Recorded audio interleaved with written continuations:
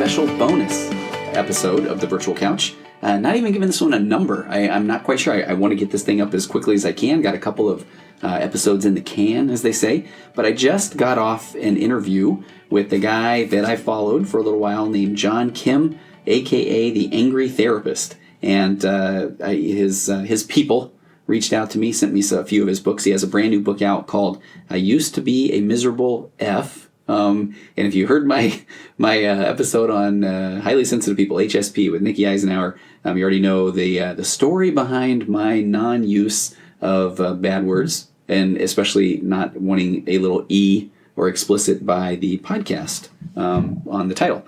But what a great interview. I mean, his book is it says you don't become a man just by turning 18. Being a man's about everyday choices that lead you toward your full potential. And John Kim, he has a great story. He is a licensed marriage and family therapist. He's a life coach, so there's some kind of similarities there that I feel. But he went through a divorce, and he said he came out the other side and had just learned a lot about himself. He had done some work with some nonprofit work with teens who were struggling with addiction. So, he's kind of been in there. He's been in the trenches, and he just talked about the overall fatherhood epidemic, or the lack of real strong role models in men's lives. So I won't say more. I mean, the book is really good. It's underneath the title it says An Every Man's Guide to a Meaningful Life. And I love the message that he's preaching. Sure, for somebody who isn't necessarily, if the F word is hard to read or see, then you can kind of squint your eye or maybe put your finger in front where it is at times. But the book itself is really good. He talks a lot about the things that I love talking about on the Virtual Couch podcast of being authentic and vulnerable, and just building relationships with men and self-care. And I mean, really, there's just a lot of things that I really appreciate about his story. So I would encourage you to go look him up. He has a website called theangrytherapist.com. And I also think that it would be a great idea to take a look at this book, especially if you are someone who is kind of struggling with finding out, a guy who's struggling with what does it even mean to be authentic, or you are worried about what other people will think. And John has a lot of practical tips on how to kind of just be a better you and to be more authentic. So without any further ado, again, let me get to the Angry Therapist, John Kim, and where I interview him about his book, I Used to Be a Miserable. Okay, John Kim, the Angry Therapist, welcome to the Virtual Couch. Thank you. I appreciate you having me. Yeah, no, I was aware of you from afar, fellow therapist. Really love. I've read a lot of what you've written, so I was kind of excited to hear about a book. What led you to write a book? Two things. One, a divorce about 10 years ago that threw me into my own man journey, crossing that great divide from boy to man, and learning about myself and love and relationships, all of that stuff. And then also at that time, I was becoming a therapist, and the universe threw me into nonprofit where I was working with teenage addicts. And I discovered that we live in a fatherless nation. So got the fire in my belly to create a dialogue about men. Well, I'm curious. I was reading more about you, and you kind of talked about after you went through the journey, then you realized that, some of the things that maybe you were saying as a therapist, or was it you kind of realized that you were, what was that self-discovery like, finding out that maybe you weren't the person you thought you were? Yeah, I think I was just a child, and I didn't really know myself or connect to myself. I was busy in my 20s and 30s screenwriting and trying to chase this blueprint of what I thought happy would look like. And because it never came, it was very shiny, the house and the picket fence and the fancy cars. Because it never came, I didn't allow myself to be happy. And so I was just miserable and angry. And so it wasn't until I got a divorce where I kind of started all over and started to ask myself bigger questions on what made me happy, what brought meaning in my life. But more importantly, like, who am I? Who is John Kim? So did you feel like you had to get out of kind of that man brain, or what I'm supposed to be like, or was that part of that? Yeah, absolutely. And I think part of that is formed through locker rooms and society and advertising and, commercials, etc. Well, so, because I know, therapists, we get to use all those were vulnerable and raw and authentic. I mean, were those always kind of natural phrases for you, or was that, was that the hidden underneath this shell, or waiting to get out? Yeah, I think the thing about therapists is we use those words, but I don't know if we actually practice them ourselves. And Exactly. one of the things one of the things I did was because I was on my journey and I was also a therapist. I was very conflicted on how much I should show myself, because therapists are kind of taught to be neutral and not disclose personal life. Once I went through a divorce, I created a blog called The Angry Therapist, and my very first post was titled "My Effing Feelings." I don't know if I could cuss on the show. Well, it was so funny. From there, I love the book. I've never had an E by any of my podcasts, so I was like, how am I going to refer to his book? I used to be a miserable F, right? So, all right, we're So I started to actually document my story and share that I'm not happy and I'm going through a divorce and my heart's broken, and I'm also a therapist. And I think that set the tone, that laid the tracks, and from there, everything kind of unfolded. So do you feel like all the way up to this book today? Okay, and do you feel like, because I got to tell you that's why I was so excited to talk to you. I struggle with that too. I think we can put it under client-centered or person-centered therapy to try to be a little more involved in the process. But do you feel like it is a bit of a fine line? It's almost like not validating somebody's story. Yeah, I know totally what you're going through. Yeah, and I think, for me, I've kind of swam too far to turn back. But I think today people care more about who you are as a person, more than the letters after your name. So I think that's a good thing. I think especially with the internet, you can show yourself, even if you're a therapist, and that's only going to produce glue and trust. And, before, especially, 50s and 60s, therapist was very kind of like clinical and shirt and tie and clipboard. Mm-hmm. And I think the people aren't really into that anymore. Right. So I know we got limited time, so I want to go through I love some of the do's that you have. Can I go through a few of those? Yeah, for sure. Of course. All right. Here's the therapist layup though, but I use this phrase all the time. I love it. What is this one? Where did this one come from for you? Do try to understand before being understood. Oh yeah. I think it's one of the greatest tools or concepts when you're communicating. Most of us try to be understood before trying to understand. And when you have two people doing that, you have flipped magnets and no one is actually hearing each other. They're just trying to prove their point. And I think when you try to understand someone before trying to be understood, then it creates the rich soil to actually have real conversations and for people to be heard, and that's actually what the most important thing is, that people are actually heard. And when you have two people doing that, the chances of that conversation going well is much greater. Yeah. Okay. And kindred soul number 2 point here. I love that you put, don't put your shoulds on others. I love to say, don't should on anyone. Where, I don't know. Where do you see that coming in? Don't put your shoulds on others. Oh man. I think everywhere, and especially with men, this definition of this kind of cardboard definition of what a man looks like and what he should do and how he should act. A lot of it happening in locker rooms and, all of that. So, I think it's important that men keep their shoulds to themselves and not put their definitions on other men, because, we are sharpened or unsharpened by men, and we're tribal creatures. And, it's a very powerful thing if you put your shoulds on other people and it's not, honest to them. Hey, so John, do you have anything that comes to mind with, or have there been times like these locker room scenarios where you are being vulnerable and it didn't go over like you thought it would? Like everybody going, man, that's awesome that you opened up. Or did you ever get those responses? Oh yeah. Okay. What comes to mind? Yeah. I still get it. I still get it today. I always try to push in being vulnerable, especially since I'm, trying to run with this message. And I could sense the energy in the room. I could sense men shutting down or changing the subject, and I could sense their discomfort. So, I also don't want to be the guy that's pushing it so hard that I start losing friends. So I have to be careful that I have to bring it back to me, and I choose to be that. But I can't, judge men for not being that. Everyone has their own story, and again, I'm not putting my shoes on other people. I'm just encouraging men to redefine themselves. Look inward. That's all.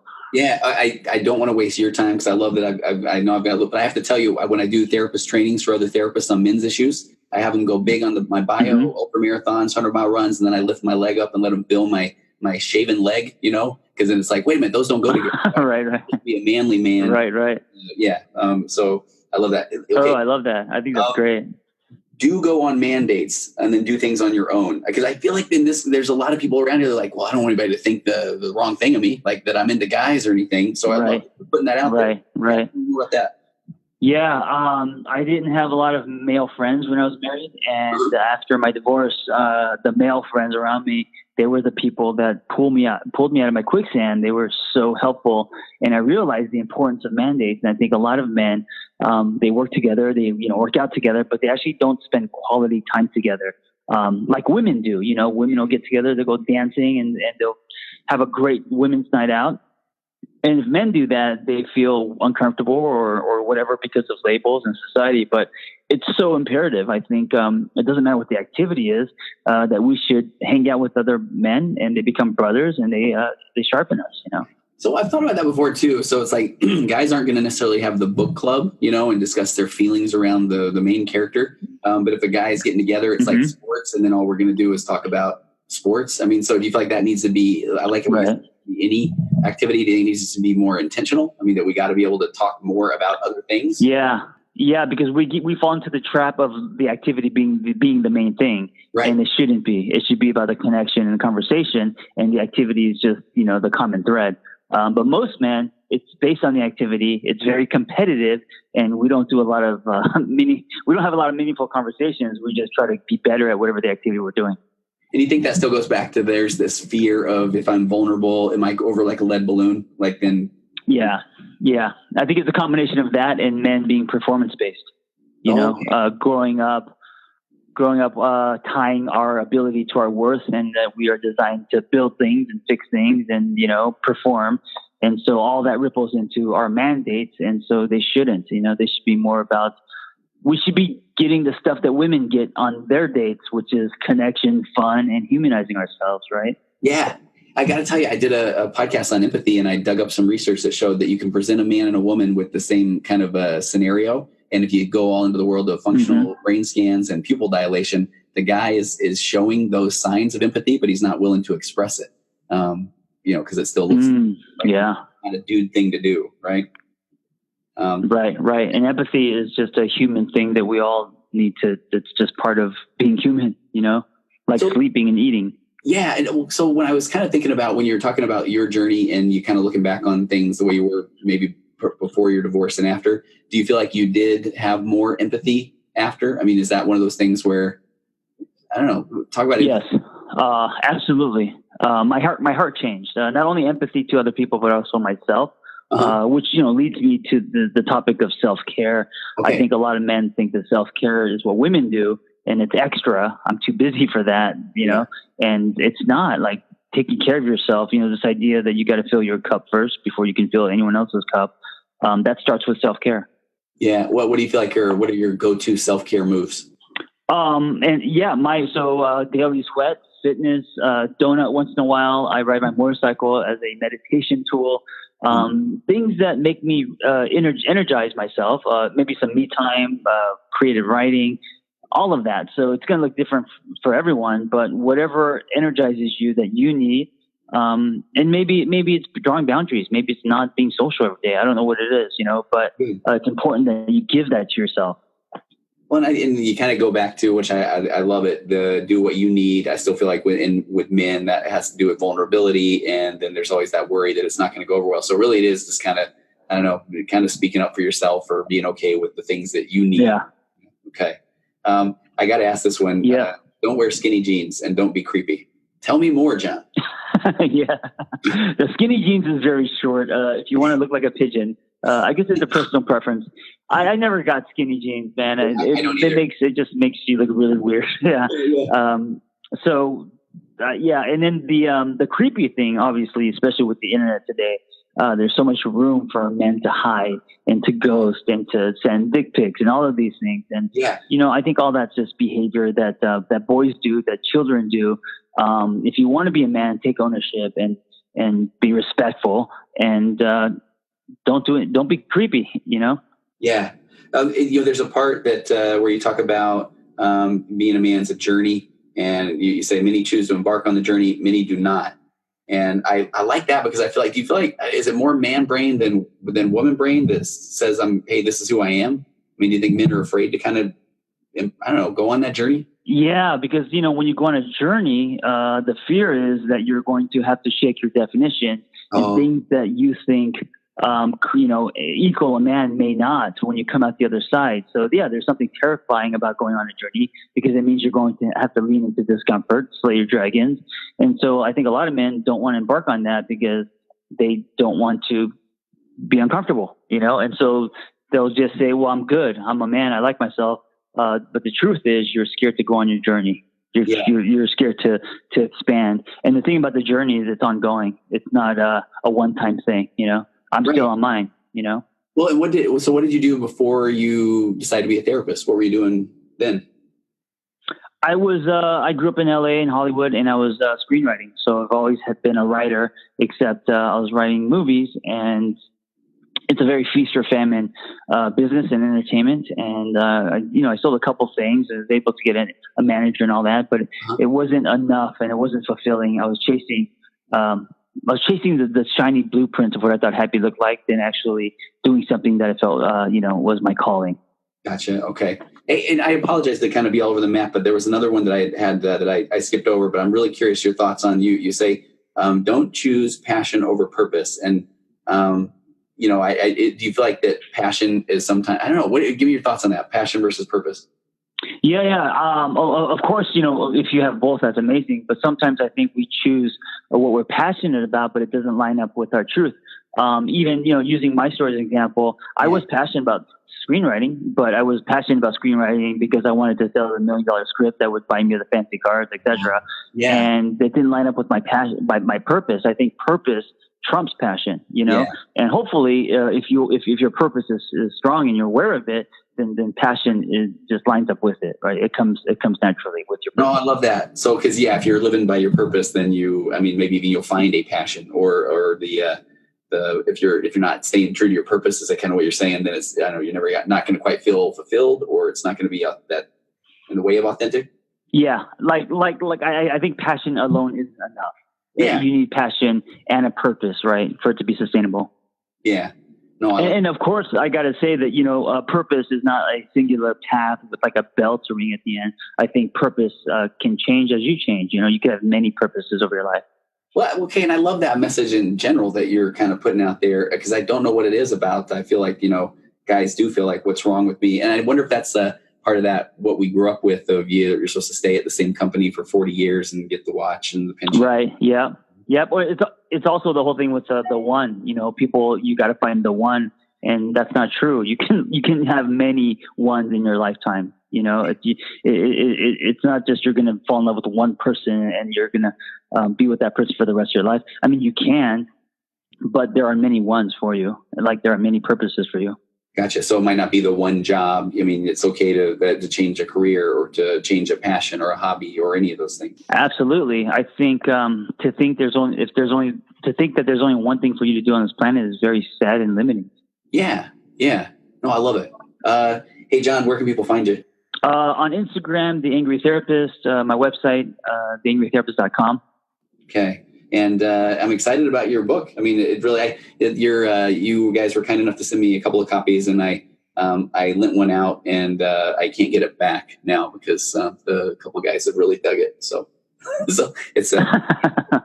well, that's a good thing. Well, thank you so much for having me. No, thank you, John. And I'd love to have you on again sometime down the road. Absolutely. Okay. Good luck. Okay. All right, be well.